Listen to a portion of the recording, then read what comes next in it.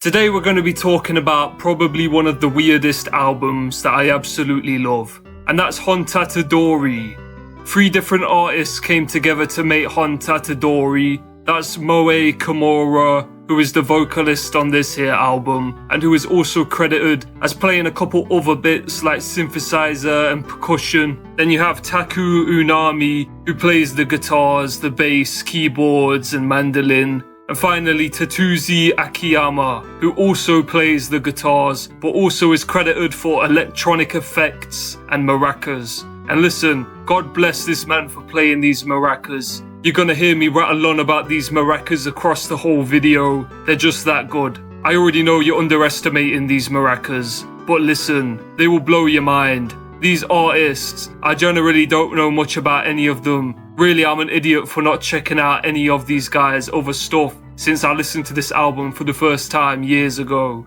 I guess this album is kind of mysterious to me though, so maybe I like not knowing much about anyone here. This album is just so low-key and lovable. It's comprised of all these blissful little sounds coming from the instruments and elsewhere, albeit a lot of them can be quite strange. Such a calming, healing experience overall. That's the main appeal of this album for me. Just breathe along to it. The personality of this album is really sweet and innocent.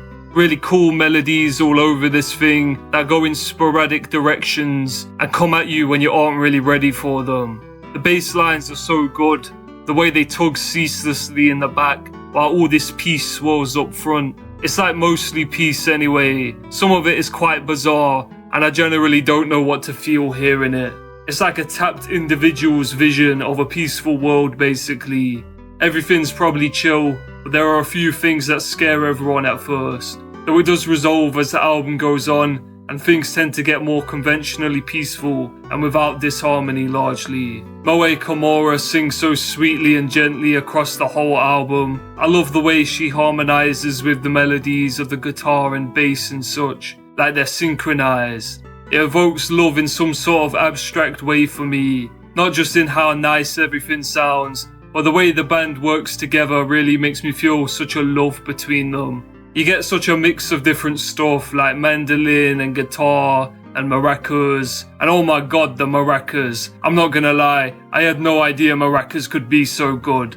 But anyway, it has all this mix of stuff that's always so subtle. Generally, this is the type of music that is given loads of room to breathe. And a big part of the music is the kind of in-betweens between the playing, if that makes sense. Like an instrument will be allowed to linger for a while and sink into the atmosphere in the back. Some of the bass lines are so incredibly slick and tasty. This album is kind of like ASMR, to be honest. I'm not an ASMR kind of guy. I usually find it quite perverse. Yeah, I usually find it completely deranged, to be honest. But I am an ASMR fan for this album, you get me? Give me all the lovely ear sounds. Sometimes Moe Kimura actually straight up whispers, and instruments are played so low-key that they kind of tickle your ear. So these qualities add into that ASMR kind of feeling. It's actually funny how much dissonant and avant-garde playing there is here, considering that the culmination of it all sounds so sweet and lovely.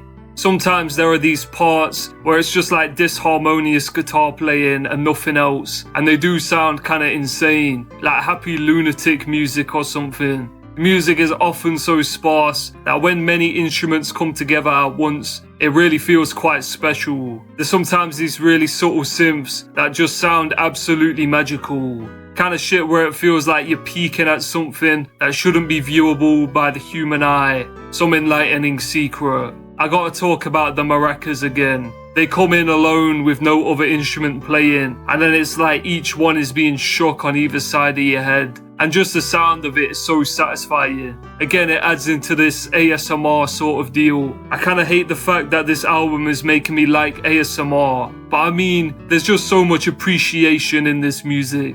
It's like they want to show you as many good things as they can, and it makes me smile.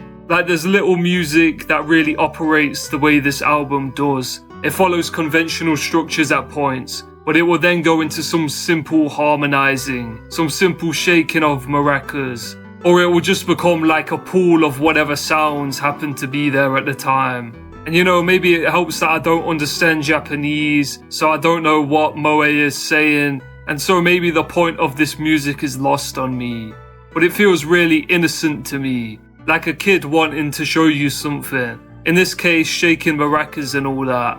I just feel so happy listening to this. They can shake those maracas all day, I don't care. But you've not heard nothing yet. Get this right. There's a part where they begin to shake the maracas fast. That shit blew my mind. I guess for some it might not be as easy to gel with this album as it was for me. I think you just gotta roll with it. There's a few moments on this album where it decides to surprise you with a full-blown actual song. And they're always so beautiful with these really soft and joyous melodies. And sometimes ever so subtle keys and electronic sounds that really add such a sense of wonder and happiness to it all.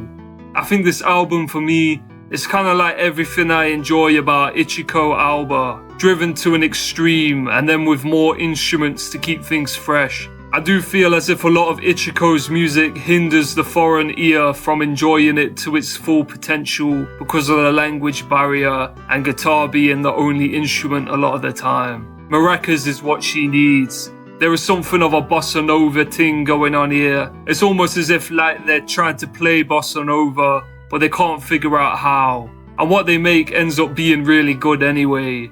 I must reiterate how tremendously good the melodies on this album are. At times it's kind of like it makes you forget melodies exist with the quieter sections or the sections that are just maracas. And then it hits you with some really bright and happy melody. And you're like, wow. It's like this album teaches you from scratch why you like music to begin with. There's times I kind of worry with the amount of downtime the album is having, where pretty much nothing at all is happening.